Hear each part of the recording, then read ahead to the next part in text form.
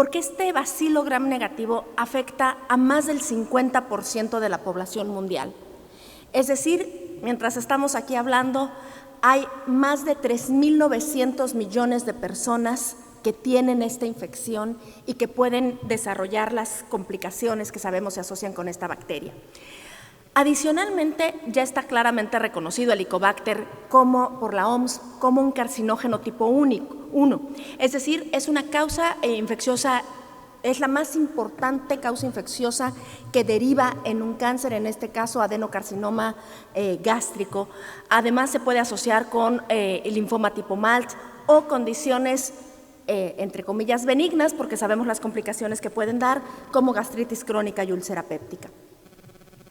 Y por eso es muy importante conocer la epidemiología y asegurarnos de llevar a cabo una erradicación temprana para disminuir así el riesgo de transmisión intrafamiliar. El problema es que el Helicobacter pylori frecuentemente es adquirido desde los primeros años de la infancia y va a persistir a lo largo de toda la vida hasta que no lo erradiquemos. Sin embargo, lo ideal sería erradicar, y particularmente en las mujeres, antes de la edad reproductiva, porque la transmisión madre a hijos es realmente muy notoria, como lo veremos más adelante. Y esta medida, tan solo el erradicar el Helicobacter, sería la estrategia más costo efectiva que ninguna otra para la prevención del cáncer gástrico. La transmisión persona a persona con mucha frecuencia se lleva a cabo en el nicho familiar. Cuando una mamá tiene Helicobacter pylori, el riesgo de sus hijos incrementa 13 veces el riesgo de sus hijos de padecerlo, y generalmente la transmisión es por contacto domiciliario con padres o hermanos infectados. Y esto se ha podido corroborar con algunos estudios donde han sacado el DNA de la cepa del HP de la madre y de sus hijos, y ven que es idéntico el DNA, es decir, es exactamente la misma cepa bacteriana la que está afectándolos, lo cual refuerza esta idea de la transmisión intrafamiliar. Adicionalmente, transmisión persona a persona se puede dar por diversos mecanismos. Sabemos, y esto ya lo hemos vivido, el jugo gástrico es un lugar donde se ha cultivado el Helicobacter pylori. Pero también se sabe que cuando un paciente tiene reflujo persistente, sobre todo los que tienen manifestaciones esofágicas del reflujo, donde el material refluido puede regresar incluso hasta la cavidad oral, puede colonizarse la cavidad oral y ser una fuente de transmisión, así como la materia fecal, vómito. Y algo que se ha especulado mucho en los últimos años como una causa de reinfección o de persistencia de la infección, más bien dicho, sería los individuos que tienen colonizada la placa bacteriana o las bolsas gingivales, donde este puede ser el mecanismo por el cual se estén recontagiando. Y bueno, para los que nos dedicamos a este tipo de procedimientos, también está reconocida la transmisión de tipo iatrogénico por dispositivos, endoscopios, accesorios que puedan estar contaminados y se pueda transmitir de persona a persona. Pero sin duda la transmisión fecal oral también tiene un papel muy importante. Las tasas de prevalencia del Helicobacter pylori son particularmente altas en aquellos pacientes que beben agua de pozo, aquellos individuos que toman agua no purificada, y el agua contaminada con heces puede constituir un intermediario ideal, llamémoslo así, para este tipo de transmisión. También se ha corroborado la transmisión alimentaria y generalmente es a través de agua contaminada que termina contaminándose el alimento. Dentro de estos, por ejemplo, un ejemplo típico sería el de los moluscos crudos. Todos hemos visto en alguna playa que algunos hoteles, algunos lugares, su material de desecho lo sacan las tuberías hacia la corriente marina y esto va a contaminar particularmente los moluscos. Pero también se puede observar esta situación en cultivos que son regados con aguas negras, aguas no tratadas, particularmente frutas, vegetales, hortalizas. Con respecto al papel de los animales, sabemos que las moscas pueden ser un vector en esta transmisión fecal oral, favoreciendo la transmisión. Y queda duda, lo que se ha visto es que algunos animales domésticos, perros, gatos, pueden estar, se ha aislado Helicobacter pylori de su tubo digestivo, sin embargo, no se ha demostrado si solamente están colonizados, si son portadores o si pudieran ser una vía de transmisión cuando hay acercamientos como el que vemos en la foto, donde el animal lame la cara o es besado por el sujeto, por el paciente. Hay factores de riesgo también reconocidos como el sexo masculino, aunque esto realmente es muy marginal la diferencia, y los pacientes de edad avanzada, y esto probablemente se deba al riesgo acumulativo de que los que no fueron erradicados se van sumando y van haciendo manifestaciones en edades más tardías. El nivel socioeconómico bajo, las condiciones de hacinamiento, también familias numerosas con más de 3 niños que comparten instalaciones, lo que comúnmente se describe como los cuartos redondos, donde las instalaciones sanitarias del domicilio no están debidamente aisladas del resto de las habitaciones o de la habitación y comparten instalaciones.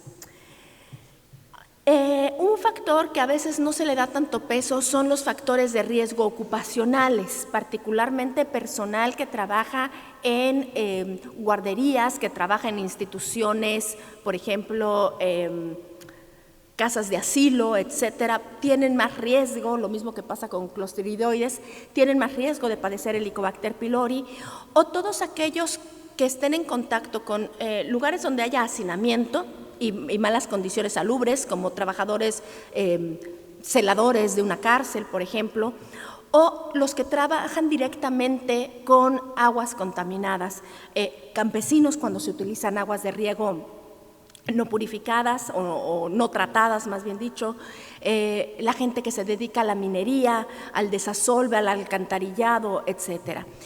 Pero el personal de salud nos debemos de considerar en un riesgo incrementado y particularmente los gastroenterólogos y más si hacemos alguna intervención del tipo endoscópico o con estudios neurofisiológicos.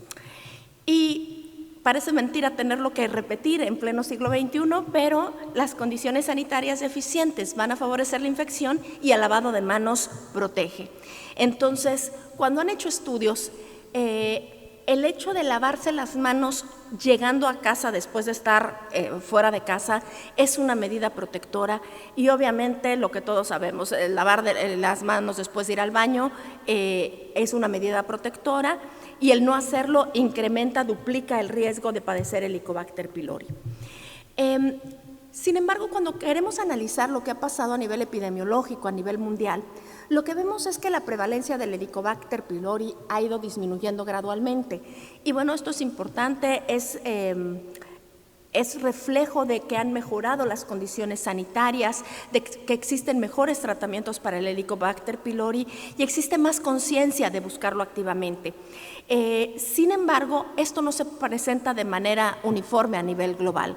Como va de la mano con el desarrollo económico, el desarrollo de la salud en cada población, pues también va a haber estas discrepancias preocupantes a nivel mundial. En el primer metaanálisis que está en esta diapositiva se realizó en población adulta, donde hubo más de 400,000 participantes y pudieron de 73 países, 6 continentes, y la prevalencia mundial que ellos calcularon de infección por Helicobacter pylori fue de 44.3%. Pero había diferencias significativas en los distintos países según el desarrollo económico.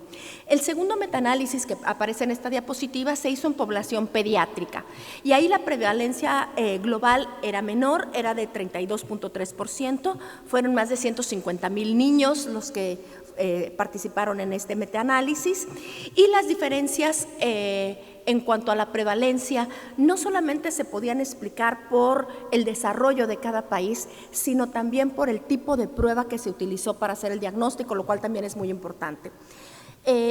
Cabe destacar que los niños de mayor edad, cuando se dividieron en grupos de menores de 12 años y mayores de 12 años, los mayores tenían mayores tasas de prevalencia que los menores, lo cual es consecuente con la historia natural de que el contagio habitualmente es en las primeras etapas de la vida y va incrementándose a lo largo de los siguientes años. Resulta difícil poder decir con claridad, sabemos que más del 50% de la población mundial está afectada, pero decir con certeza en el año 2023 hay tal porcentaje es complicado. Y es complicado porque hay distintos tipos de factores que pueden afectar el cálculo de la prevalencia, como pueden ser si se hace en población abierta o en estudio o en sujetos sintomáticos, el tipo de prueba diagnóstica que se utilice, si se utilizan anticuerpos, si están validados para esa región en específico. Y las pruebas más utilizadas habitualmente para escrutinio, para determinar la prevalencia, son los anticuerpos, seguidos por la prueba de aliento, seguidos por antígenos fecales y por último la histología y prueba rápida de urasa por los costos implícitos de realizar una endoscopía. Y lo que sabemos es que la tasa de prevalencia va a ser menor cuando utilicemos prueba de aliento en comparación a la serología, que cuando usamos anticuerpos IgG más IgM vamos a tener una mayor prevalencia que si utilizamos únicamente los IgG. Sabemos que estos anticuerpos no indican infección activa, pero pueden servir como prueba de escrutinio en situaciones específicas, cuando no hay una prueba disponible mejor o cuando los recursos económicos no se cuentan, es una prueba muy barata. Sin embargo, siempre que se utilicen para cálculo de prevalencia las pruebas de anticuerpos, es muy importante que sean validadas localmente porque va a haber diferencias de cepas. Si nosotros vemos de manera global, 50.8% de los países en vía de desarrollo es la tasa contra 34.7% en los países desarrollados. Sin embargo, como vamos a ver en las siguientes diapositivas, región por región, hay importantes discrepancias. En cuanto a sexo, se encuentra más frecuentemente, les decía, marginalmente en hombres. La tasa de infección en adultos es mayor que la de niños y generalmente a mayor edad del paciente, más posibilidades de que haya progresión a displasia. Y si comparamos el periodo de 2000 a 2008 versus 2009 a 2016, hay un decremento paulatino, muy poco a poco, en la prevalencia a nivel mundial. Nosotros entonces nos encontramos en este color morado que habla de una prevalencia entre 50 y 69%. En Europa hay diferencias importantes que oscilan entre 88.3% en Serbia y tan solo 11% en Bélgica para un promedio regional de 47%. Si nosotros comparamos con Asia, en Asia la tasa de prevalencia calculada a nivel global para la región es de 54.7%, pero igual hay diferencias abismales, como ustedes pueden ver, si comparan Kazajistán con casi 80% versus Sri Lanka, donde hay 2.5%. Entonces tenemos países con tasas intermedias, China, Corea, Irán, Líbano, y países con tasas muy bajas como Indonesia y Sri Lanka. Y algo importante es, por ejemplo, en el caso de Malasia, donde tienen 3 etnias principales y cada una de estas etnias va a tener distintas tasas de prevalencia, lo cual habla probablemente del nivel socioeconómico o de las zonas donde habita cada una de estas etnias. En el caso de África, sin duda es la tasa más alta de prevalencia, 79.1%, y nuevamente hay discrepancias tan importantes desde el 93% en Congo hasta 54% en Sudáfrica. Cabe destacar que hay reportes de tasas tan bajas como 14% en Ghana, pero esto es porque son estudios realizados en población pediátrica que dijimos que tienen menor prevalencia que los adultos. En cuanto a Oceanía, pues es muy homogénea la tasa, 24.4%, y en los países estudiados básicamente es la misma cifra. En Norteamérica también hay cierta homogeneidad, 37.1%, con poca diferencia en las tasas entre los distintos países. Pero cuando se hace una revisión sistemática, específicamente en Estados Unidos, valorando la prevalencia entre raza blanca, afroamericanos o hispanos, podemos ver diferencias muy marcadas, y esto nos habla de que la mejoría en las condiciones sanitarias, aún en países desarrollados, existen todavía discrepancias. En México, Latinoamérica y el Caribe, la prevalencia regional es la segunda más importante, 63.4%, que va desde el 83% en Nicaragua. México tiene una de 52.5% y Guadalupe de 49%. Y esta prevalencia llama la atención porque, a pesar de ser intermedia a alta en el caso de México, el consenso mexicano sobre Helicobacter pylori demostró que a pesar de esta alta prevalencia del Helicobacter, realmente somos un país de riesgo intermedio a bajo en adenocarcinoma gástrico, lo cual habla del papel de otros factores en la carcinogénesis gástrica. Y por último, quizá lo más importante es que tenemos que tener información epidemiológica confiable para poder hacer toma de decisiones que impacten a la salud pública. Entonces, este año se echa a andar este registro mexicano para el estudio de diagnóstico y tratamiento de la infección por Helicobacter pylori, en el que participan conjuntamente la Asociación Mexicana de Gastroenterología, la Española de Gastro y la Organización Panamericana de la Salud, para caracterizar pacientes mexicanos infectados por Helicobacter y así saber cómo los diagnosticamos en México y cómo los tratamos, y esperamos que muchos de ustedes participen en esta iniciativa. Como conclusión, se requiere un registro que nos permita tener información objetiva, actualizada y estandarizada de la epidemiología de Helicobacter pylori y así establecer estrategias de salud pública encaminadas a disminuir no solo la infección, sino la morbimortalidad asociada a las complicaciones que derivan del Helicobacter pylori.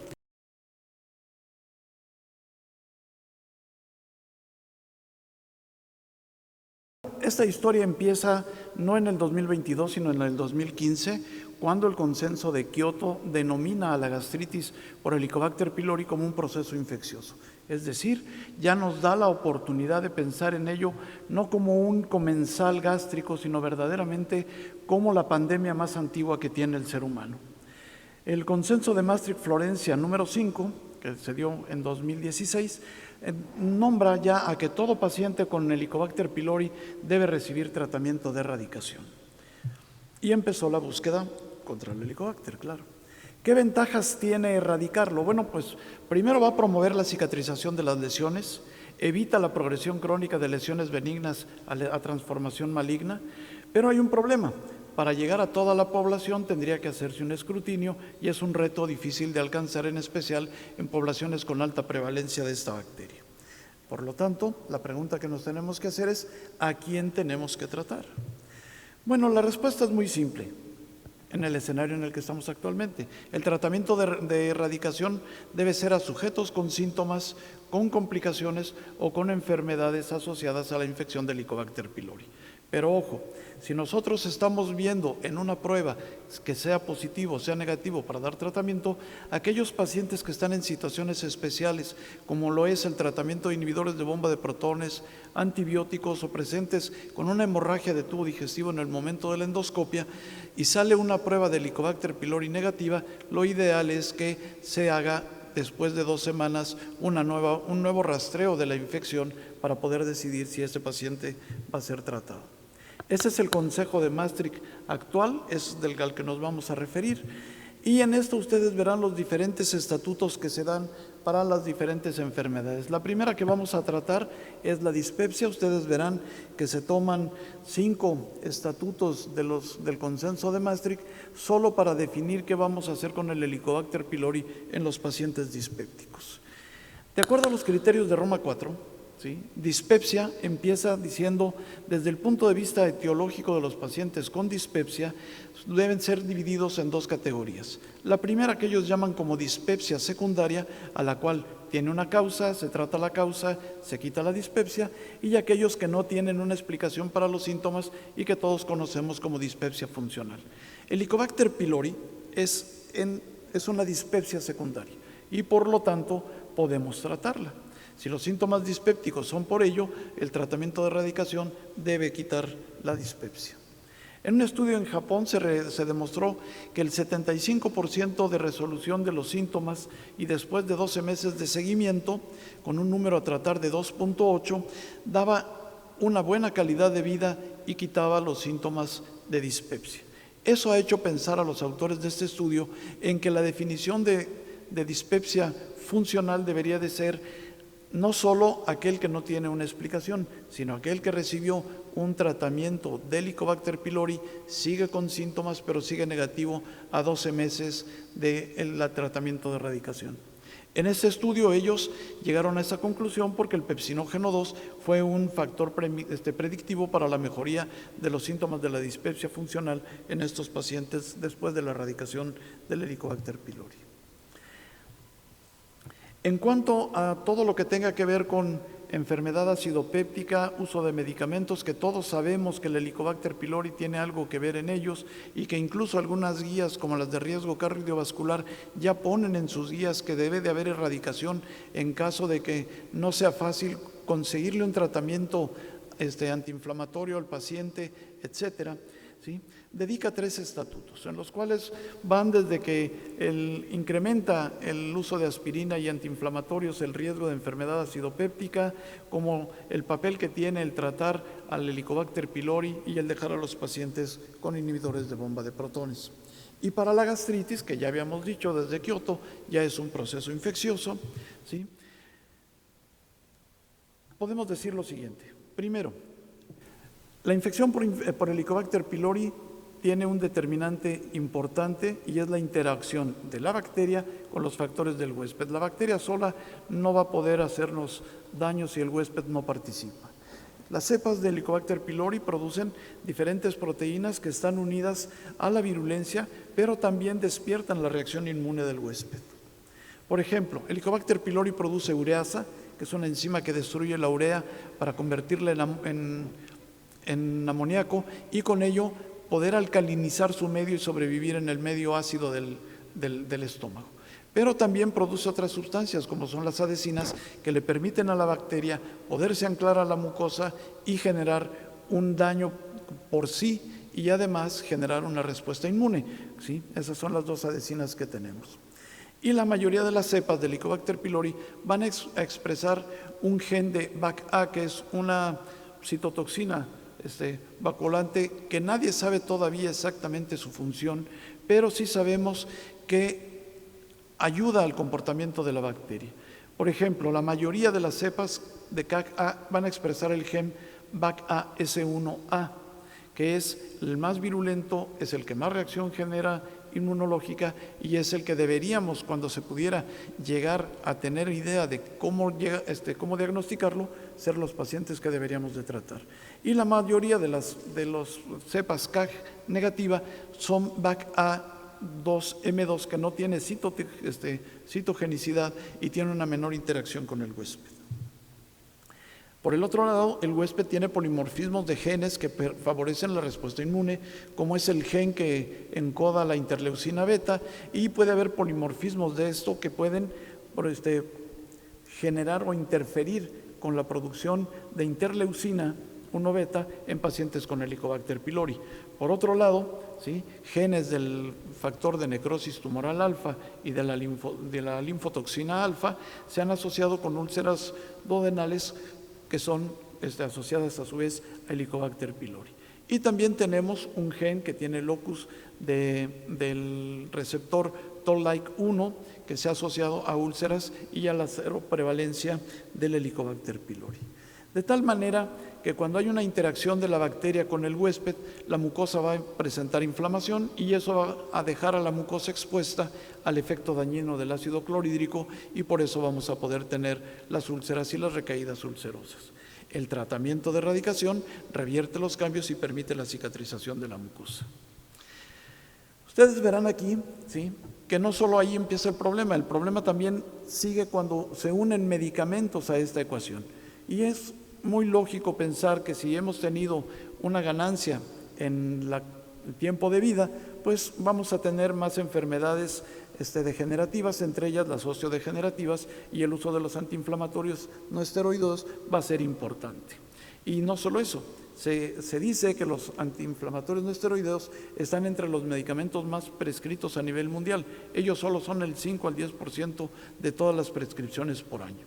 Y por razones obvias, la gente anciana es la que más frecuente los va a utilizar y por eso el 24% de una población encuestada geriátrica en este mismo estudio, ¿sí?, usaban crónicamente el antiinflamatorio.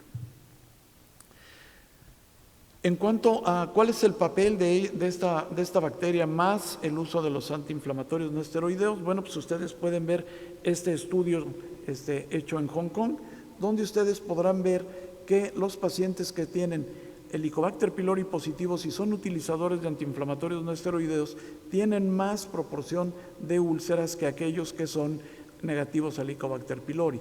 igual es para las complicaciones de ellos. Y si nosotros vemos los diferentes números que existen en la siguiente tabla, no solo van a poder decir el Helicobacter pylori, si al ser positivo, si va a tener más úlcera gástrica o va a tener más úlcera duodenal el paciente.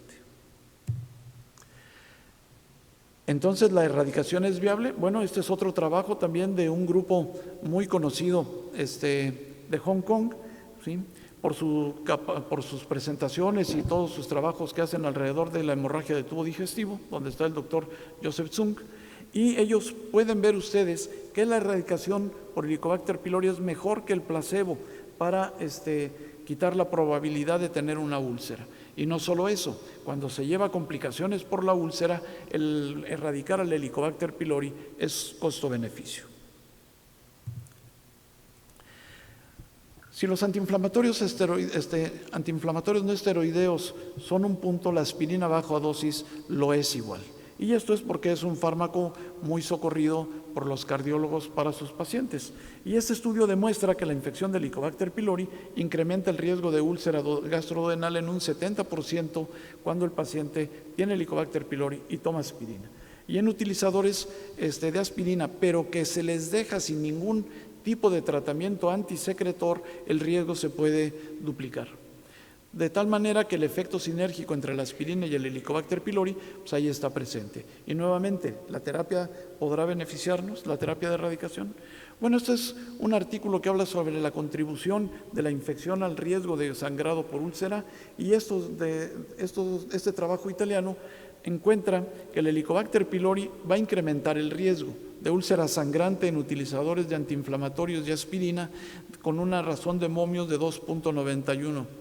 Y para el riesgo de aspirina, 2.22. Cuando es el riesgo de sangrar en utilizadores de antiagregantes no aspirina, la razón de momio se vuelve de 4.37. El uso concomitante de antiinflamatorios y aspirina mejora la cifra todavía y te pone en más riesgo con una razón de momios de 5.85. En cambio, la terapia combinada antiplaquetaria, vean ustedes que la aspirina más clopidogrel, por ejemplo, hace que el paciente que tenga Helicobacter pylori tenga un riesgo de tener una hemorragia de 8.43. Evidentemente, el Helicobacter suma sus cosas ahí. En cuanto a la terapia de erradicación, bueno, al erradicar redujo la aparición de úlcera péptica relacionada a antiinflamatorios no esteroideos, y el riesgo que ya teníamos que era positivo lo llevó a 0.54. Ustedes acuérdense que tienen que llevar a la unidad, todo lo que está antes de la unidad protege, todo lo que está después de la unidad es riesgo. Es más efectiva en pacientes que son vírgenes a uso de antiinflamatorios no esteroideos, ¿sí? Y lo cual nos va a llevar a algo que vamos a ver posteriormente sobre el uso crónico de estos medicamentos. Ayuda más bien al que empieza que al que ya tiene mucho tiempo con ellos. Y la erradicación también disminuyó significativamente las complicaciones en estos pacientes. Les voy a hablar de la púrpura trombocitopénica idiopática en esta diapositiva. Mil perdones. Los mecanismos propuestos son el mimetismo molecular, la contrarregulación del sistema endoteliar y la agregación plaquetaria generada por el Helicobacter pylori. Nada de esto ha sido fehacientemente demostrado, pero es la teoría que más categoriza a esta enfermedad. Pero sí también se ha demostrado que hay una relación entre la púrpura trombocitopénica idiopática y la citotoxina asociada al gen A o CAG-A en estos enfermos. Se ha propuesto buscar y tratar al Helicobacter pylori en pacientes que tienen púrpura trombocitopénica idiopática. ¿Por qué? Porque hay mejoría en la cuenta plaquetaria después de una terapia de erradicación exitosa. Porque fundamentalmente los países asiáticos, y en particular Japón, tienen una alta prevalencia de infección por Helicobacter pylori y son los que más escriben acerca de púrpura trombocitopénica idiopática en el mundo. De aquí que les presento dos conclusiones de trabajos, uno del doctor Kashiwagi, del cual describió un aumento del 50 al 70% de la cuenta plaquetaria en pacientes que responden a la terapia de erradicación. Y Takeuchi y colaboradores demostraron una buena respuesta a la terapia de erradicación con reducción de anticuerpos antiplaquetas, sugiriendo que el Helicobacter pylori además tiene una patofisiología autoinmune al respecto y que va a ser suprimida por el tratamiento de erradicación. En cuanto, esta ahora sí ya es la que corresponde, ¿sí? En cuanto a ello, bueno, pues existe evidencia del Helicobacter pylori como una causa de anemia por deficiencia de hierro de origen desconocido, tanto en niños como en adultos. El tratamiento de erradicación va a elevar los niveles de hemoglobina en estos pacientes, los de hierro y los de ferritina, ¿sí? Aún en pacientes que no tienen un aporte de hierro suplementario. Este otro estudio, también de gente de Hong Kong, ¿sí?, nos habla sobre el papel de la infección del Helicobacter pylori sobre la deficiencia de hierro. Es un estudio retrospectivo en sujetos adultos jóvenes que van demostrando, después del tratamiento, ¿sí?, van a tener una mejoría en sus cifras. La razón de momios y los datos hematográficos que más encontraron ellos fue que tuvieron más riesgo el sexo femenino, el tener el Helicobacter pylori positivo, ¿sí?, y los niveles más bajos en ambos parámetros se encontraron en aquellos que eran positivos a esta bacteria. En cuanto al maltoma, que es un tumor de linfocitos asociados a la mucosa gástrica, se ha clasificado siempre al Helicobacter como un carcinógeno tipo 1, produce inflamación crónica, produce cambios genéticos en la mucosa del estómago, ya sea a nivel glandular o en células asociadas a la mucosa como son los linfocitos. El efecto del Helicobacter pylori en el maltoma es porque estimula los linfocitos CD40 y 86, lo cual aumenta la proliferación inducida por ligandas, que es un miembro de la superfamilia del factor de necrosis tumoral, y va a promover no solo la sobrevida, sino la proliferación de células linfocitos tipo B neoplásicos. Y con ello se va a dar el maltoma. En cuanto a la positividad de ellos, aproximadamente el 80 al 90% de los pacientes con linfomas gástricos tipo MALT van a ser Helicobacter pylori positivos. Pero además, dentro de los que tuvieron una terapia de erradicación exitosa, el 60 y el 80% de los pacientes adquirieron esa remisión porque eran Helicobacter pylori positivos y desapareció el linfoma. La terapia de erradicación lo que lleva es una mucosa que tiene infiltración de linfocitos malignos y la va a transformar en una normal. Y por último, ya para finalizar, 3 diapositivas más sobre el papel del Helicobacter pylori sobre el cáncer gástrico. Habíamos dicho que al ser un carcinógeno tipo 1 actuaba sobre la mucosa y sobre las células linfoides. Vamos a hablar de su papel sobre la mucosa. Esta es la línea de que mucosa sana a carcinoma gástrico, que fue propuesta en su momento por el doctor Correa en Colombia, y en lo cual va desde una mucosa gástrica normal, pasa por gastritis crónica, atrófica, metaplasia intestinal, displasia y termina en un carcinoma gástrico. A nivel mundial, el Helicobacter pylori es responsable del 85% de los cánceres gástricos. La mayoría pueden ser prevenidos si la infección del Helicobacter pylori fuera eliminada de la población. En este metaanálisis del Dr. Ford, ellos llegan a la conclusión que en sujetos sanos, la terapia de erradicación para Helicobacter pylori no solo redujo la incidencia de cáncer gástrico, su mortalidad, y sin afectar las otras causas de muerte en estos pacientes, sino en cuanto a los individuos con cáncer gástrico, se necesitaría un número a tratar con terapia de erradicación para prevenir un futuro cáncer gástrico de 21, lo cual para un cáncer tan peligroso no está mal.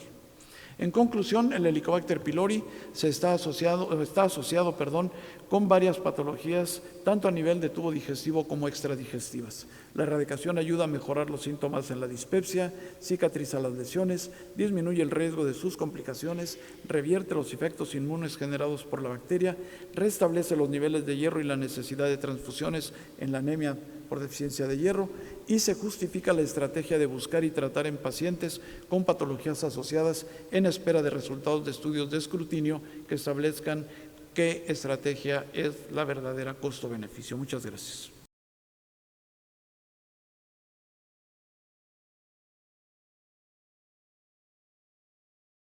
Me han pedido que en unos minutos revise con ustedes lo que fue el área de diagnóstico, lo que se trabajó en el área de diagnóstico del consenso de Maastricht-Florencia, que es el objetivo de esta mesa.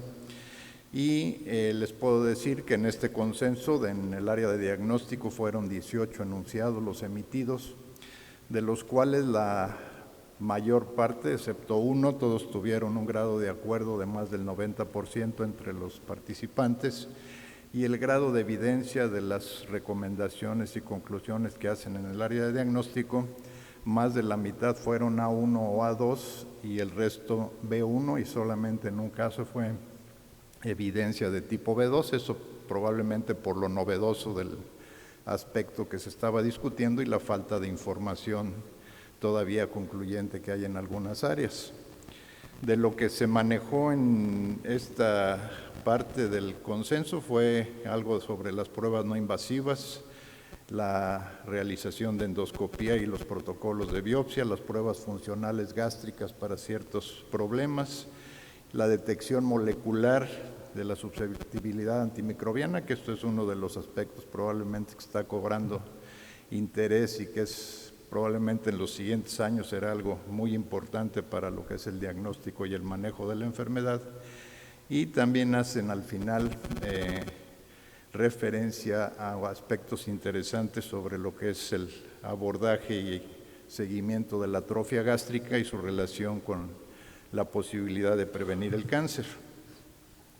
En los dos primeros enunciados puntualizan fundamentalmente la edad y cómo estudiar a los pacientes de acuerdo a la presentación, y consideran que pacientes menores de 50 años que no tengan síntomas de alarma puede recomendarse el estudio con pruebas no invasivas para el diagnóstico de la enfermedad, obviamente utilizando pruebas que sean de sensibilidad y especificidad adecuadas, y obviamente recordar, como ya mencionó el doctor Raña, que estas pruebas pueden tener algunas limitaciones en cuanto a su interpretación en ciertas circunstancias, la posibilidad de falsos positivos que puede generar la necesidad de complementar otros estudios, y en algunos casos puede variar o acortarse la edad en la que se recomiende esto, principalmente en poblaciones que tienen alto riesgo para cáncer gástrico. Y donde también puntualizan es que pacientes mayores de 50 años, aquí sí se recomienda ya por la edad, y si son pacientes sintomáticos crónicos, realizar de preferencia un estudio endoscópico. En algunos casos, considerar pruebas funcionales gástricas complementarias para diagnóstico diferencial. De las pruebas no invasivas, básicamente aquí puse dos que son de las que están aceptadas como válidas para poder realizar tanto el diagnóstico como para evaluar posterior a la erradicación si está erradicada la bacteria. De las pruebas, y esto lo tomaron o está en base a esta metaanálisis, estos metaanálisis de una base de datos de Cochrane, que está muy interesante porque analiza pues todos los aspectos y los trabajos que se han hecho con estas pruebas diagnósticas, y de lo que se puede concluir de los datos obtenidos es que la prueba de carbono 3, la prueba de aliento con urea marcada con carbono 13 es la más utilizada y la que hasta la fecha tiene mejor rendimiento diagnóstico, principalmente si se utiliza ácido cítrico como substrato y no otro tipo de alimentos o de sustancias. Es importante comentar que aunque la prueba de carbono 14 tiene un rendimiento diagnóstico semejante, esta prueba se ha desechado prácticamente por la exposición a radiofármacos. Algo que también ha tomado auge en los últimos años, principalmente entre los pediatras, es la prueba de detección de antígenos monoclonales en heces. Ya la prueba de antígenos policlonales prácticamente se eliminó, porque las pruebas con antígenos monoclonales han demostrado ser más eficaces para diagnóstico y para corroborar erradicación. Ya lo comentó el doctor Raña, algo muy importante para poder interpretar adecuadamente estas pruebas y no tener sesgos en cuanto a que sea positiva o negativa, es que los pacientes que ya recibieron tratamiento de erradicación, para valorar si la bacteria está erradicada, deben evitar consumir antibióticos y sales de bismuto por lo menos un mes antes. Y al menos 14 días previos a la realización de la prueba debe suspenderse también la ingesta de inhibidores de bomba de protones, y se acepta que si el paciente por control de síntomas requiera de inhibición de la acidez gástrica, se puedan utilizar bloqueadores de receptores H2 como la ranitidina o la famotidina. De las pruebas no invasivas, la otra, y esta la puse aparte, creo que tiene mucha importancia en foros como este, es la determinación de anticuerpos séricos para el Helicobacter pylori. Aun cuando es una buena prueba para detectar anticuerpos, desafortunadamente el problema es que no discierne, no diferencia entre infección actual o pasada. Por lo tanto, es una prueba que no puede utilizarse o no debe utilizarse para corroborar erradicación, y en países como el nuestro, donde hay una prevalencia elevada del Helicobacter pylori, la positividad de anticuerpos tampoco es muy útil para poder decir que hay infección activa. Por lo tanto, esta prueba, aunque se utiliza mucho y desafortunadamente me ha tocado ver que muchos médicos la usan como referencia para dar tratamiento de erradicación, es una prueba que desde este punto de vista no está justificada, y su utilidad principal probablemente siga siendo para estudios epidemiológicos. La otra situación importante es que en algunos casos, con algunas patologías específicas, sí se ha recomendado como parte del seguimiento de la atrofia, del cáncer, del linfoma MALT, o en combinación con pruebas funcionales, principalmente en el diagnóstico diferencial ante la posibilidad de gastritis autoinmunes. Serían las únicas justificaciones en donde pudiera tener alguna utilidad desde el punto de vista diagnóstico. Indudablemente que la endoscopía y las biopsias son el procedimiento diagnóstico con mayor sensibilidad y especificidad para detectar tanto la enfermedad como las patologías asociadas a Helicobacter pylori. Se recomienda, una de las situaciones que ponen en este consenso, pues es que lo recomendable es hacer el estudio del estómago con la mejor tecnología disponible, de preferencia endoscopía de alta resolución, con los mejores estándares de calidad, y desde luego tener limpia la mucosa, tener limpio el estómago, libre la mucosa para poder hacer una observación adecuada, hacer el tiempo adecuado de revisión de todos los segmentos gástricos, obviamente la documentación de imágenes, y por supuesto esto nos permite también elegir el sitio donde se van a hacer la toma de biopsias, tanto para el diagnóstico de la infección como dentro de lo que son los protocolos adaptados para el estudio de la atrofia y la metaplasia intestinal. Evidentemente, si en el estudio también se detectan lesiones focales, habrá que tomar las muestras correspondientes. Las pruebas serológicas funcionales que ponen aquí en uno o dos de los apartados de diagnóstico del consenso, como es la determinación de los pepsinógenos, la gastrina, los autoanticuerpos para células parietales o antifactor intrínseco, quedan limitados fundamentalmente como estudio complementario en algunos pacientes para el diagnóstico diferencial entre el Helicobacter pylori y la gastritis autoinmune, principalmente pacientes con atrofias muy extensas que ya han sido erradicados para el Helicobacter.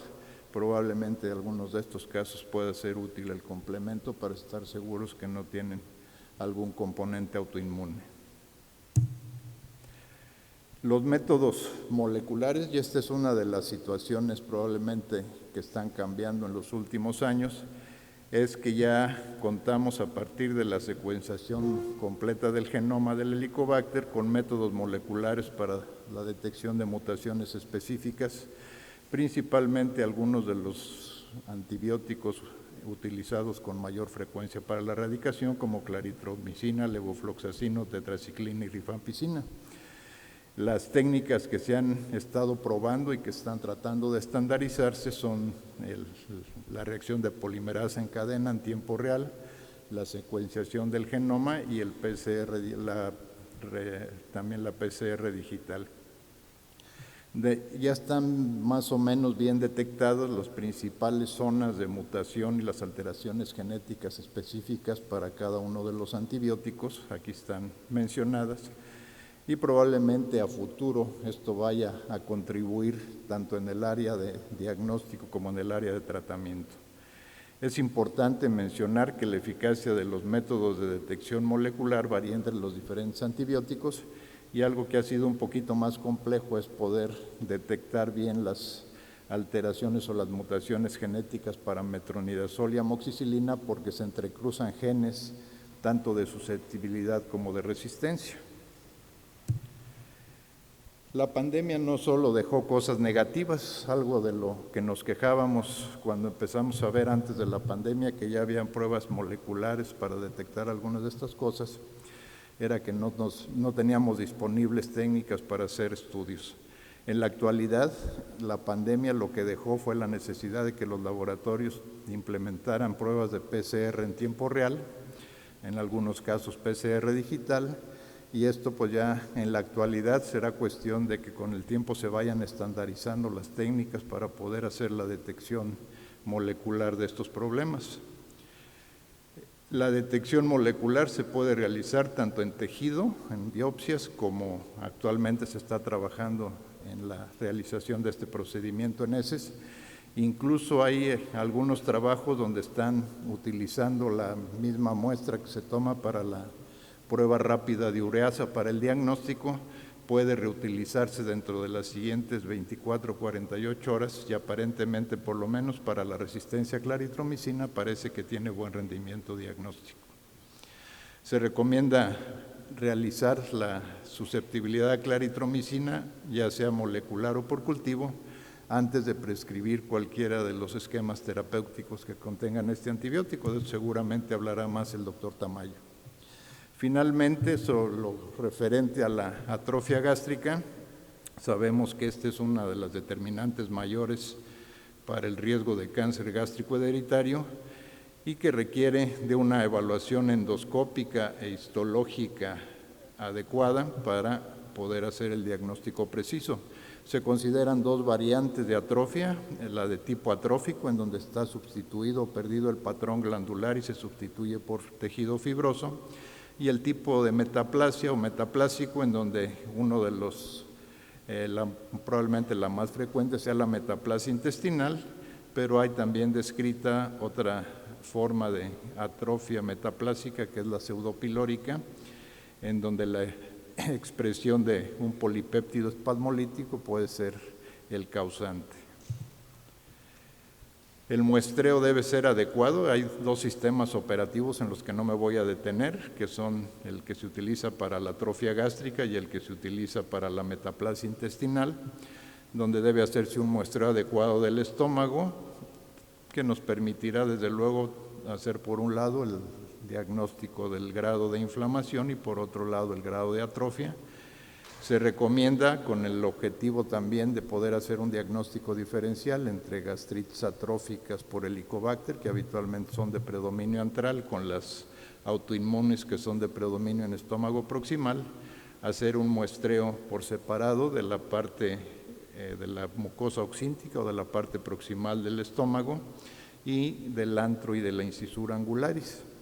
Esto se debe mandar a estudio en frascos por separado y el patólogo nos dará el grado de inflamación y atrofia que tiene el paciente. Sabemos que los grados mayores, como ya también se veía en una de las gráficas del doctor Raña, los grados mayores de atrofia e inflamación van a asociarse a mayor riesgo de cáncer. Dentro de los sistemas operativos para el estudio de la atrofia, aparentemente el de la metaplasia intestinal es más reproducible, sin embargo tiene el defecto de que no evalúa la atrofia pseudopilórica. Desde el punto de vista de seguimiento de la atrofia, una vez que se erradica el paciente, los pacientes que tienen grados 3 y 4 en estas escalas de evaluación de la atrofia y de la inflamación, se considera que aunque ya no tengan Helicobacter, por el riesgo persistente de neoplasia deben ser seguidos endoscópicamente. El tiempo puede ser variable de acuerdo principalmente a la prevalencia local o regional que haya de cáncer gástrico. Los pacientes con gastritis leve se considera que pueden ya no tener que llevar un seguimiento después de que son erradicados, y los pacientes con Helicobacter, los pacientes son Helicobacter pylori negativo, ya sea de inicio o bien después de erradicación, que tengan sospecha clínica de gastritis autoinmune, requerirán de pruebas complementarias como las pruebas funcionales gástricas que ya habíamos comentado, y dependiendo de los resultados de estas pruebas, junto con la evaluación clínica, definir si requieren un manejo o seguimiento endoscópico y con toma de biopsias. Con esto, un breve repaso de las principales conclusiones y recomendaciones del Consenso de Maastricht desde el punto de vista de diagnóstico, y como ven, pues sí aunque hay muchas cosas que se repiten y que ya sabíamos, sí ya están cambiando algunos aspectos, principalmente en lo que es el estudio molecular de las resistencias a los antibióticos y lo que son las técnicas y la clasificación para la atrofia y metaplasia intestinal.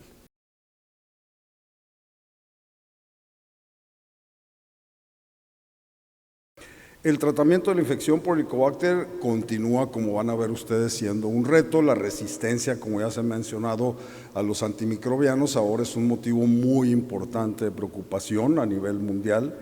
Y los regímenes para la erradicación de la infección por Helicobacter, por lo general, los elegimos lo que se llama de manera empírica, y nos basamos básicamente, o debemos de basarnos, en los patrones de resistencia bacteriana regional, si es que se conocen, las recomendaciones locales, sobre todo de nuestras guías y consensos nacionales, y la disponibilidad de los fármacos.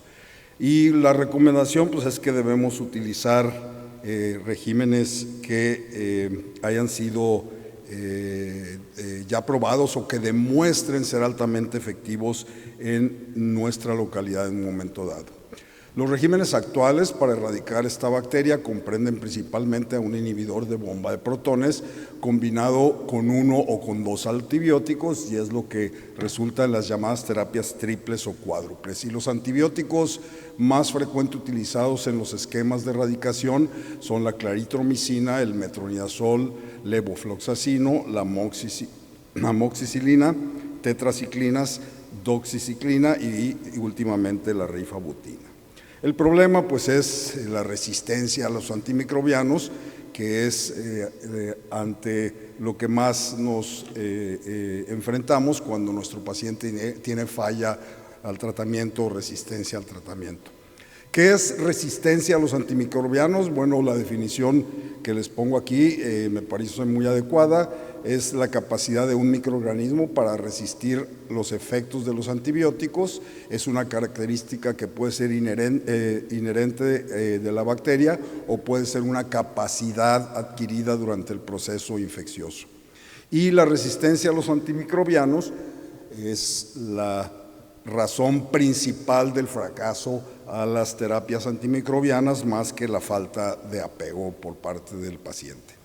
La presencia de resistencia a los antibióticos dentro de una población se refleja en la cantidad de su uso dentro de dicha población, y sería lo óptimo que nosotros a cada paciente que le demos un esquema que contenga, por ejemplo, claritro, nosotros tratemos de interrogarlo, a veces hasta de manera detectivesca, si él ha tenido exposiciones previas a estos macrólidos, sobre todo a claritro, por prescripción de su médico de primer contacto, de su otorrino, etcétera, ¿no? Pero esto muchas veces es muy difícil. Si los pacientes les preguntamos qué fármaco toman, y en ocasiones dicen una pastillita redondita que tiene una zanjita en el medio, ¿no? Y no nos saben decir ni cuál es el medicamento que están tomando hace 10 años para su hipertensión arterial, mucho menos el antecedente de exposición.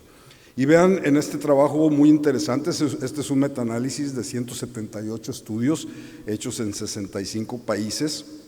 Los que están en gris, como en México, se dice que, de acuerdo a sus autores, que no existe información en cuanto a la prevalencia mundial combinada de estudios publicados entre el 2006 y 2016 de resistencia a claritromicina. Y vean, entre más oscuro, el marrón o el café más oscuro es mayor al 50%, y únicamente los países que están con amarillo son los que tienen resistencia menor al 10%. ¿Y esto por qué es importante? Porque de acuerdo a este metaanálisis se vio que la falla de un régimen que incluya claritromicina pues es hasta 6 o casi 7 veces más probable en estos pacientes, ¿no? Donde la prevalencia es elevada. Y en cuanto al metronidazol, pues existe una cosa semejante en este mismo metaanálisis. Vean cómo existe una un promedio de resistencia también muy elevado a nivel mundial al metronidazol. Sin embargo, en nuestra revista de Gastroenterología de México encontré este artículo reciente del 2021 que publicó Raúl Contreras y Toño Velarde y otros autores, donde vean cómo en la revisión que ellos realizaron de los trabajos publicados, cuando menos en revistas nacionales, ellos encontraron que en México la resistencia primaria in vitro a claritromicina es de aproximadamente el 28.2% y de metronidazol del 54.5%, de tal manera de que sí existe información en nuestro país de acuerdo a lo que encontró estos autores. Pero, por ejemplo, vean la resistencia a claritro en Turquía es hasta el 47%, en Europa es menor del 11%, por eso ahí pueden utilizar unos esquemas con mayor seguridad, pero dentro de Europa, por ejemplo en Italia, es hasta el 30%. Y en este metaanálisis vean el impacto que tiene la exposición previa a un macrólido en el éxito de las terapias de erradicación a la infección por Helicobacter.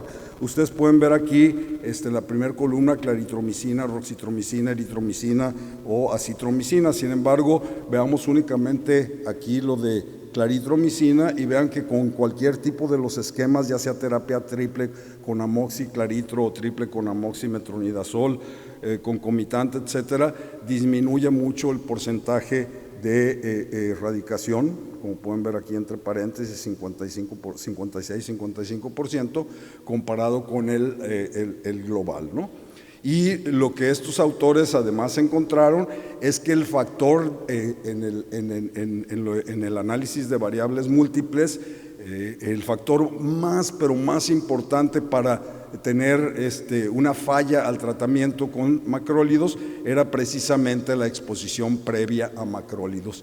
Y si existía una exposición o dos, o sea que una vez o dos veces o tres veces en su vida había recibido un macrólido, pues obviamente la probabilidad de falla a terapia de erradicación era mucho mayor, ¿no? Ellos concluyen que la resistencia del Helicobacter a los antibióticos es la causa principal de falla, como ya mencioné. La exposición previa a antibióticos y sobre todo a macrólidos se asocia con la resistencia a ellos, y la exposición previa a los macrólidos, de acuerdo al estudio que les presenté, debilita la respuesta de la terapia triple con claritromicina, pero no los esquemas de las terapias cuádruples. O sea, entre más antibióticos tiene la terapia, pues probablemente sea mejor la respuesta. Sin embargo, el apego puede ser una causa importante.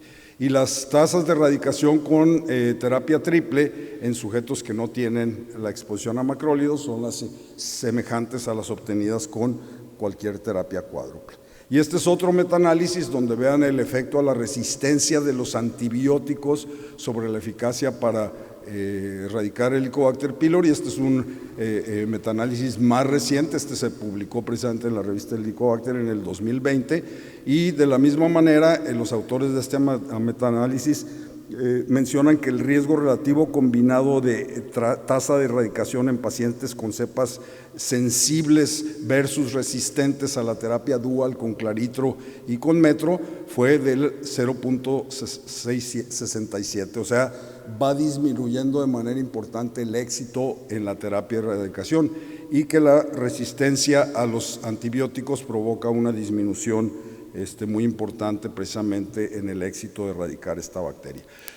Las recomendaciones actuales de tratamiento, rápido les voy a mencionar el consenso de Canadá que se publicó en 2016 en Gastroenterology, el del American College en el Red Journal, el nuestro de la revista de Gastroenterología, y del que hemos estado hablando de Maastricht 6 Florencia, que fue publicado en septiembre del 22 en GAT.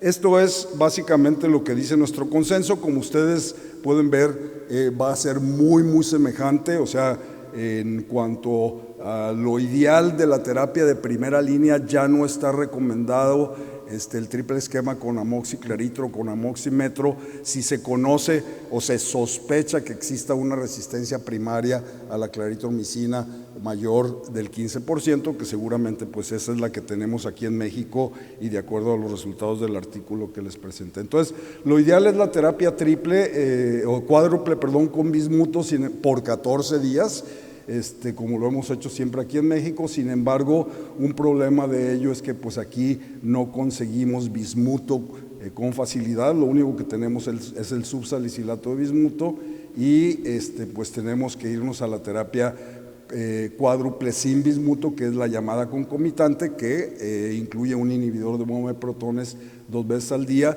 Aquí se da amoxiclaritro y metronidazol, ¿no? Sin embargo, pues eso aumenta el número de tabletas. Si se tiene éxito, pues eso es excelente, pero si existe fracaso a la erradicación, ahí, como ya nos dijo el doctor Esquivel, es muy importante que evaluemos susceptibilidad a antimicrobianos, que cada vez, gracias a COVID, pues está más disponible y vamos a tenerlo más disponible. Nada más falta que se tenga ya estandarizado en la mayoría de los laboratorios de nuestro país, ¿no? Y si no se tiene disponible, pues están recomendadas la terapia cuádruple con bismuto. Como les dije, pues no hay, si el tratamiento inicial fue la concomitante, o se puede utilizar en estos casos la triple con levofloxacina o la concomitante cuando el tratamiento previo fue la cuádruple con bismuto.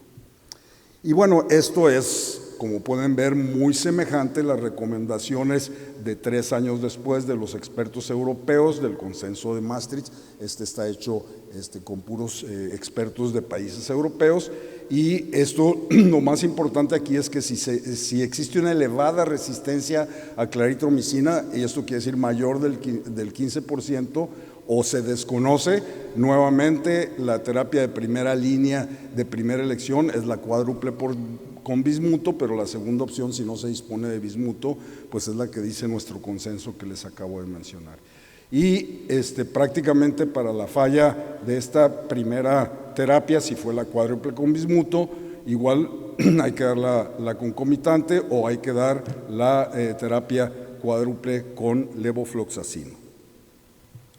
Y en cuanto a falla de tratamiento, bueno, la falla de tratamiento, después de haber utilizado un esquema de erradicación adecuado y con un apego óptimo por parte del paciente, pues eso nos indica que hay resistencia y que dicho esquema ya no debemos de utilizarlo nuevamente, a menos de que su eficacia sea corroborada por medio de cultivo o las pruebas moleculares que nos mencionó el doctor Esquivel.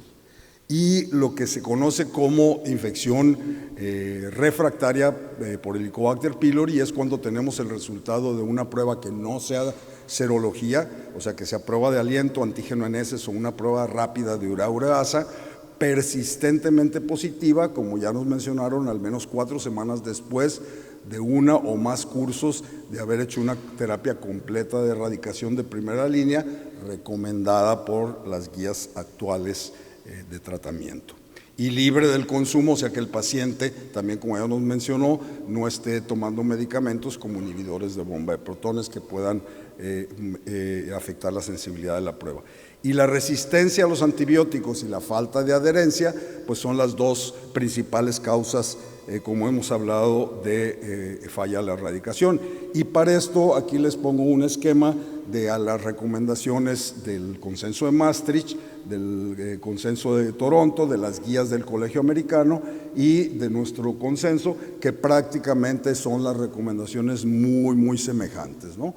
O sea, si la falla fue a la terapia triple de primera línea con claritromicina, o sea, claritro, amoxi y un inhibidor de bomba de protones, pues todos los consensos básicamente nos ponen que utilizamos la de bismuto cuádruple, y si no se tiene disponibilidad, pues tenemos que utilizar la concomitante.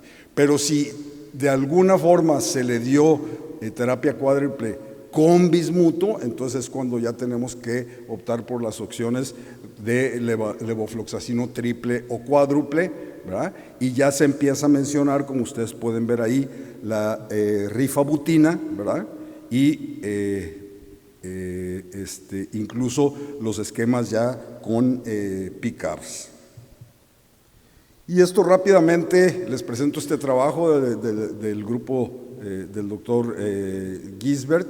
El razonamiento para incluir a rifabutina a los esquemas de erradicación del Helicobacter pues es el siguiente. Como ustedes saben, es un derivado sintético de la rifamicina que se ha utilizado en el tratamiento de infecciones por micobacterias y es un excelente candidato para tratar el Helicobacter porque tiene una actividad bactericida in vitro, alcanza altas concentraciones intracelulares e intragástricas. La resistencia es rara, esta ocurre solamente cuando se administra en dosis altas y durante periodos prolongados, por ejemplo para tuberculosis, etcétera, o para micobacterias atípicas, y las mutantes realmente la probabilidad es muy baja, se ha visto 1 en cada 109 casos, pero al igual que otras terapias, el riesgo de resistencia se reduce cuando se usa junto con otros antibióticos, ¿no? Y aquí vemos este trabajo del doctor David Graham con rifabutina, cómo se ve que los pacientes que recibieron rifabutina en intención a tratar y por protocolo también son superiores a los que recibieron el tratamiento comparativo. Y este es el famoso trabajo del doctor William Shea, que se publicó en Gastroenterology el año pasado. Es uno de los trabajos por lo cual la FDA aprobó este régimen de tratamiento de vonoprazan, tratamiento doble de vonoprazan con amoxicilina o vonoprazan con claritro y amoxicilina. En el primer desenlace primario, como ustedes pueden ver, es un estudio de no inferioridad y no fue inferior al tratamiento de terapia triple. En este caso se utilizó lansoprazol con claritro y amoxi, pero cuando se hizo el análisis de los desenlaces secundarios o las variables secundarias en pacientes que tenían susceptibilidad a cepas resistentes a amoxi y a claritromicina, el utilizar el vonoprazan con los esquemas fue superior a los esquemas con amoxi, claritro y lansoprazol. De tal manera que en Estados Unidos ya viene una presentación de vonoprazan en altas dosis con amoxicilina, y aquí vemos los gráficos, ¿no? Como en pacientes con cepas resistentes sí hubo una diferencia significativa. Y mis conclusiones son estas: la resistencia del Helicobacter pylori a los antibióticos ha alcanzado niveles alarmantes en todo el mundo, lo cual repercute en la eficacia del tratamiento para erradicarse. Las guías internacionales, los consensos, etcétera, para el manejo del Helicobacter recomiendan la terapia cuádruple con bismuto o sin bismuto, o sea, concomitante durante 14 días. Antes las europeas utilizaban 7 días, los americanos 10, nosotros siempre 14, y ahora la recomendación ya es utilizar 14 días como tratamiento de primera línea para erradicar el Helicobacter en áreas de alta resistencia a claritro y a metro. Y debemos de prescribir de manera empírica solamente las terapias en las que su alta efectividad ha sido demostrada y confirmada en nuestra localidad. Dentro de México hay muchísimos Méxicos. Y bueno, con todo respeto, pues las guías o consensos de países o sociedades no locales no deben de ignorarse, sino debemos de tomarlas con cautela, a menos de que sus recomendaciones coincidan con la experiencia local o con nuestras guías locales de nuestros expertos, como el doctor Esquivel. Y en ausencia de estudios de resistencia bacteriana, pues la terapia concomitante y los regímenes basados en bismuto pueden ser las opciones preferidas para el tratamiento de la infección por Helicobacter en pacientes que tienen antecedentes de exposición previa a macrólidos.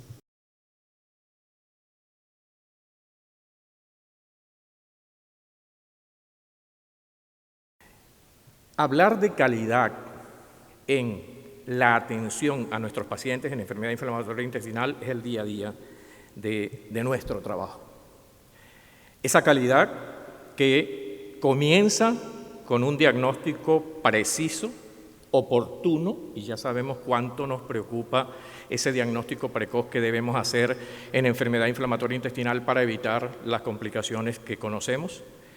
Ese tratamiento de acuerdo a criterios de severidad, todas esas opciones terapéuticas que debemos ofrecerle a nuestros pacientes, esa evaluación de la actividad y cómo está su calidad de vida, esa toma de decisiones compartidas con ese grupo de expertos que van a formar ese equipo multidisciplinario que tanto valor tiene en nuestras unidades y esa prevención tan importante para evitar todas esas complicaciones, la exposición prolongada a esteroides que tanto nos preocupa, número de hospitalizaciones, pérdida de trabajo laboral, escolar, y esa prevención del cáncer que sabemos que si esa inflamación no se controla de la manera correcta puede evolucionar a esa lamentable complicación.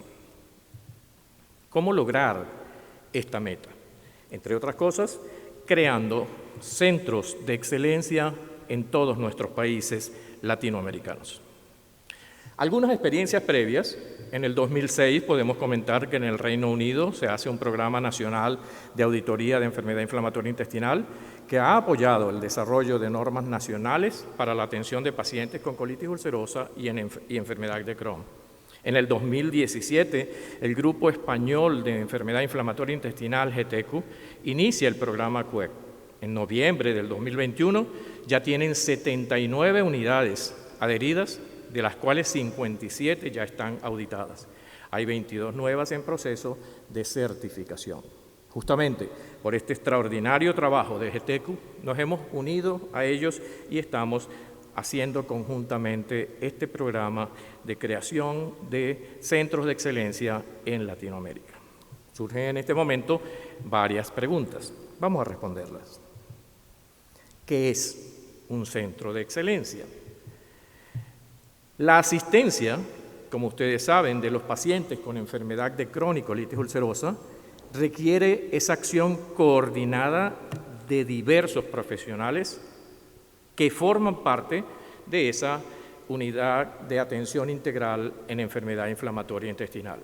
Es necesario tener un conjunto de indicadores que permitan analizar de forma objetiva y sistematizada la calidad de esa asistencia prestada para poder evaluar a las unidades de atención, identificar áreas de mejoras y de este modo lograr que la atención prestada a los pacientes con enfermedad inflamatoria intestinal sea homogénea y excelente.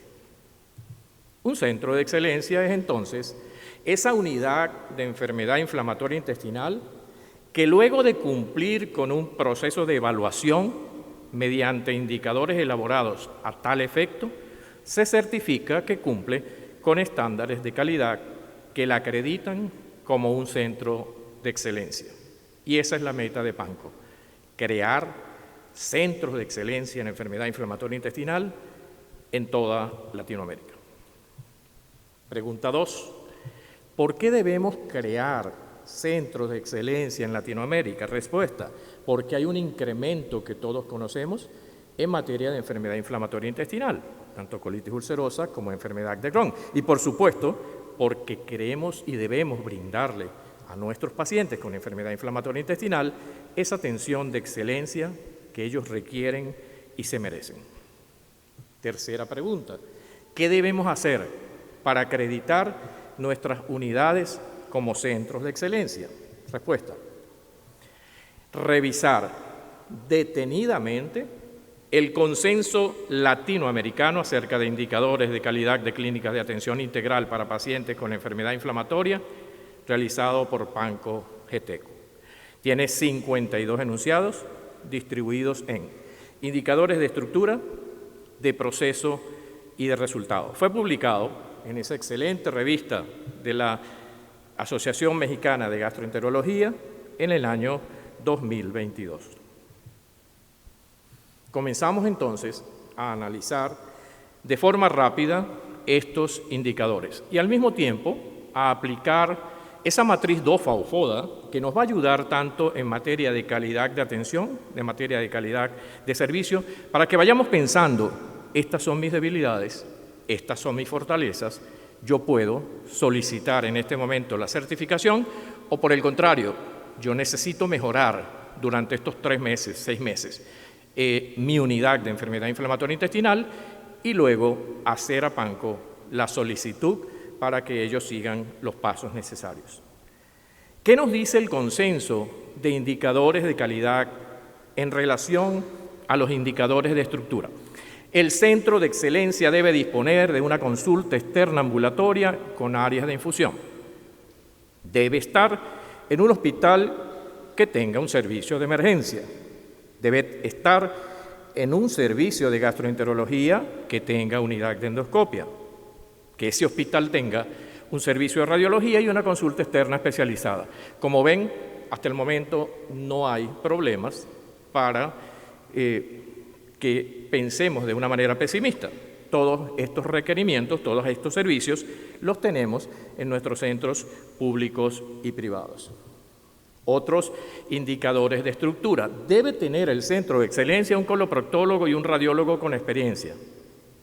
Debe tener una enfermera especializada en enfermedad inflamatoria intestinal. Comenzamos a tener ciertas limitaciones. Debe tener acceso a enteroresonancia y a enterotomografía.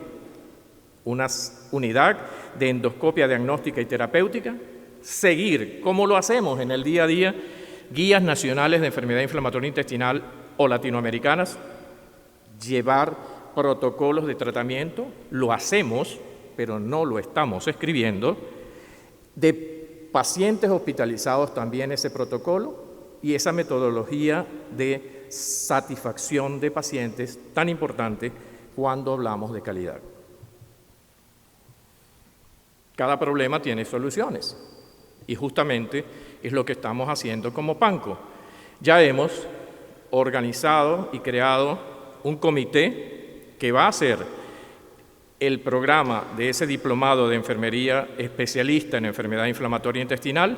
Como ustedes ven acá, hay varias licenciadas de enfermería incorporándose al grupo con la asesoría de la doctora Astrid Rausch de Argentina, que ya tiene experiencia en este tipo de actividades educativas en enfermería. Vamos a incorporar esta semana la enfermera de México y la enfermera de Brasil. Tenemos que establecer un convenio de trabajo mancomunado cuando nuestros centros públicos o privados no tienen resonancia magnética o no tienen enterotomografía. Firmamos con el hospital que nos está haciendo las enterotomografías o las enteroresonancias ese convenio y ya eso nos va a permitir tener ya esa parte del trabajo adelantado. Y todo eso que venimos haciendo en el día a día de nuestra unidad de enfermedad inflamatoria intestinal, pero que no lo tenemos escrito y que la agencia evaluadora nos lo va a exigir, vamos a llevarlo con la participación de todos los que estén interesados en involucrarse en este necesario trabajo. Vamos a hacer ese manual de procedimientos de PANCO para darle a todos los interesados ese manual y que en el momento de solicitar la certificación tengan por escrito todos esos pasos que se cumplen para buscar o en la atención integral que le proporcionamos a nuestros pacientes. Continuando con los indicadores de proceso, un registro de pacientes, debemos tenerlo, también un registro de pacientes que reciben fármacos biológicos. Importante, la buena comunicación. Incluso nos dice el consenso que debemos darle al paciente en nuestra unidad una tarjeta con datos específicos de contacto por el momento en que se requiera una emergencia, ya sea paciente nuevo o paciente en recaída. Debemos tener por escrito ese programa de vigilancia de pacientes en tratamiento con inmunomoduladores. ¿Cómo lo hacemos? ¿Cuándo sospechamos en una complicación? ¿Qué dosis utilizamos? Debemos también tener ese programa de tratamiento, de vigilancia de tratamientos biológicos y pequeñas moléculas, programa de vigilancia del cáncer colorectal. Esto es absolutamente importante. No puede haber un centro de excelencia en enfermedad inflamatoria intestinal si no tenemos ese grupo de expertos reunidos, discutiendo casos complejos, programando esos trabajos multicéntricos de investigación en relación a la enfermedad inflamatoria intestinal. Si los tenemos creados, esos equipos multidisciplinarios vamos a reforzarlos, porque después de la pandemia algunos se han debilitado. Si no, vamos a crearlos. Son absolutamente necesarios en nuestros centros de excelencia. Tener cirujanos especializados para cirugía electiva. enfermero especializado en ostomías. Si no lo tenemos en nuestro hospital, podemos invitar a uno o varios para que formen parte de ese equipo. Ese gastroenterólogo involucrado en el manejo del paciente hospitalizado, participar, como lo hacemos, en actividades de formación, participar en proyectos de investigación, ese estudio completo que hacemos día a día de extensión con una ileocolonoscopia y un estudio de imágenes, llámese enterotomografía o enteroresonancia, la evaluación pretratamiento para descartar tuberculosis, esas pruebas pretratamiento de hepatitis B, C, HIV, las vacunas de hepatitis B y de herpes. Y como les decía, este valiosísimo equipo multidisciplinario, tarea de todos. Esa enfermera, ese psicólogo, ese coloproctólogo, el radiólogo, el reumatólogo, la nutricionista, la enfermera, personaje fundamental de nuestro equipo, deben formar parte de este equipo multidisciplinario. Terminando ya entonces con estos indicadores de proceso, recuerden que muchas veces lo hemos vivido, esa colitis refractaria que nos preocupa tanto y que finalmente nos dice al hacer la biopsia que tiene un citomegalovirus y salvamos a muchos pacientes tratándolo inmediatamente sin pérdida de tiempo, ese tratamiento profiláctico de la tuberculosis latente, tratar el antígeno de superficie, ese paciente con 2 o más ciclos de esteroide que ya debemos ir pensando, oye, debemos cambiar, debemos indicar inmunomodulador, terapia combinada, pequeñas moléculas. Ese paciente con colitis grave, sin respuesta al tercer, quinto día del tratamiento, pensar que definitivamente para evitar complicaciones debemos ya indicar infliximab o ciclosporina. No olvidar este aspecto, la anticoagulación de nuestros pacientes hospitalizados. Esto nos evita muchas complicaciones. Anotar en la historia clínica, y eso es un dato con lo que tenemos residencia de posgrado, tenemos que insistir con nuestros residentes que se anote absolutamente todo esos efectos adversos de las terapias que estamos administrando, ese seguimiento de nuestros pacientes con terapias inmunomoduladoras o biológicas. El paciente con tratamiento biológico debe tener su control hematológico, la proteína C reactiva, la calprotectina fecal, el PPD anual o cuantiferón de acuerdo a la disponibilidad. Esos reservorios ileoanales deben ser realizados por coloproctólogos con experiencia. Informar, eso lo hacemos, no lo escribimos, lo vamos a escribir. Informar al paciente sobre los beneficios y riesgos de esa cirugía, el asesoramiento sobre fertilidad a nuestras pacientes, porque hay muchas que tienen miedo de quedar embarazadas, y esos pacientes con inmunomoduladores y biológicos que deben tener y mantener su tratamiento durante el embarazo. Lo repetimos acá, soluciones. Estamos haciendo muchas de las cosas que he mencionado, pero no las estamos escribiendo y necesitamos tener ese manual de procedimientos para cuando llegue la empresa evaluadora, aquí está todo lo que hacemos plasmado en ese manual de procedimientos al cual todos ustedes están invitados a participar, los que trabajen con enfermedad inflamatoria intestinal. Terminamos con los indicadores de resultados. En pacientes con cirugías electivas, las tasas de morbilidad grave que requieren ingreso a una unidad de terapia intensiva deben ser menores a un 5%. La mortalidad de la cirugía electiva debe ser inferior a un 2%. Y los porcentajes de ileostomía temporal tras una resección ileocecal electiva deben ser menores al 20%. La pregunta 4. ¿Lo podemos lograr? La respuesta, por supuesto que sí. ¿Cómo lo hacemos? Bueno, este flujograma nos resume cuál es ese paso a paso para la creación de nuestros centros de excelencia.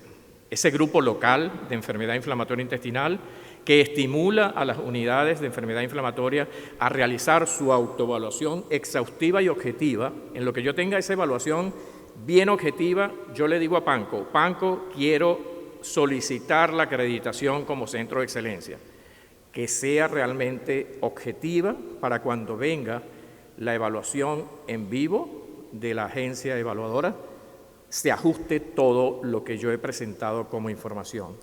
La unidad solicita entonces la acreditación a Panco, como lo he dicho, se hace el seguimiento conjunto con Panco, que hace Panco, presenta esos criterios de certificación envía la solicitud de acreditación a Bureau Veritas, que es la agencia que viene trabajando también con GETECU y que estamos también en contacto con ellos para que trabaje como agencia evaluadora y ya comenzó a hacer su trabajo. Supervisar la certificación con Bureau Veritas e involucrar, por supuesto, siempre al grupo local. PANCO paga a Bureau Veritas gracias a un patrocinio que nos dio el laboratorio Janssen. ¿Qué hace Bureau Veritas? Recibe la solicitud de PANCO e inicia el proceso de certificación. Termino con estas conclusiones. La Organización Panamericana de Crohn y Colitis, PANCO, tiene como objetivo generar la concientización sobre enfermedad inflamatoria intestinal en todos los países latinoamericanos para proporcionar un cuidado óptimo a los pacientes con colitis ulcerosa y enfermedad de Crohn.